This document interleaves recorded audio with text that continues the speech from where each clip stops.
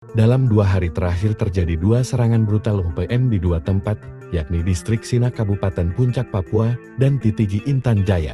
2 zona hitam ini menjadi sasaran 2 jenderal OPM yang dikenal kejam, yakni Panglima Kodap Intan Jaya Ondius Kogoya dan Kodap Puncak Lekagak Talenggen. Kontak tembak OPM versus pasukan Yonif Buaya Putih terjadi Kampung Tagalam, Distrik Sinak Barat Puncak Provinsi Papua Tengah, Jumat 2 Mei tahun 2025 pukul 12.20 WIB.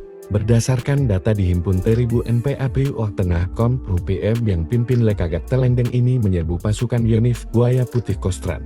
Dalam baku tembak ini, sniper TNI berhasil membidik salah satu anggota OPM hingga kabur. Sementara dari pihak TNI dikabarkan 1 personel luka-luka berinisial MS-23, korban mengalami luka tembak di bagian tangan kanan 3 jari di bawah siku.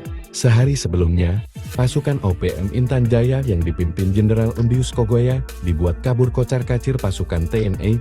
Ondius menyerang pos TNI di Titigi Sugapa Intan Jaya, Rabu 30 April tahun 2025 subuh. Diduga Ondius salah target. Prajurit tempur dari Satuan Tugas Bayalian Infanteri 509 Raider Kostrat Balawara Yuda yang terkenal memiliki para petembak jitu. Bahkan terungkap dalam insiden ini prajurit TNI memang tidak membidik langsung sasaran, tetapi hanya memberikan tembakan peringatan. Juru bicara TPNPB, Sepi Sembom mengatakan peristiwa ini akan terus terjadi tanpa henti dalam memperjuangkan kemerdekaan West Papua.